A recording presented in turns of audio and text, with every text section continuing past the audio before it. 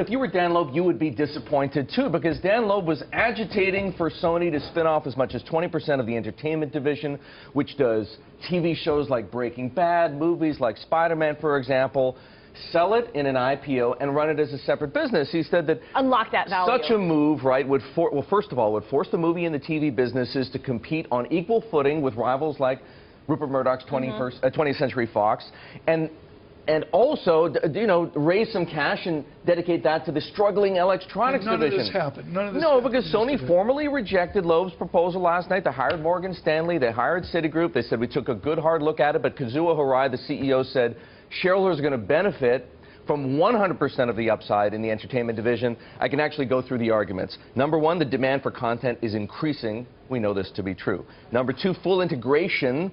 For the vertical integration within Sony is a competitive advantage. Is that much integration right now, though? Well, perhaps not. But he says the divisions can collaborate. Sony doesn't need the money. Number three. And four, disclosure and transparency, he believes or says, can achieve the same goals as what Dan Loeb was trying to achieve. In your research, the relationship with the president, this guy at Sony, who I wouldn't know from the right fielder of the New York Yankees, explain who he is versus the board of Sony. Is it really an independent board?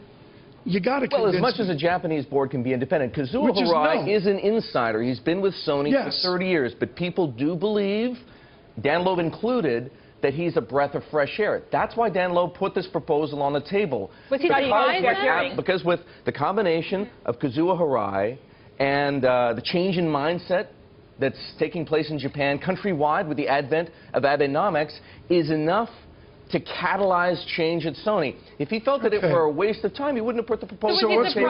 Was he surprised when Sony rejected his offer then? No. I mean, reading the tea leaves and the reports from the Nikkei, for example, the news service. What's Dan do now? Does he go to the Hamptons for August? Well, here's the question. He's there already, Some people think that Dan is fixing for a fight with Kazuo Hirai, that this is going to become something akin to a proxy battle, a lot more difficult to wage. Do you believe that? I don't believe that for a moment. I don't either. I've spoken with him last night.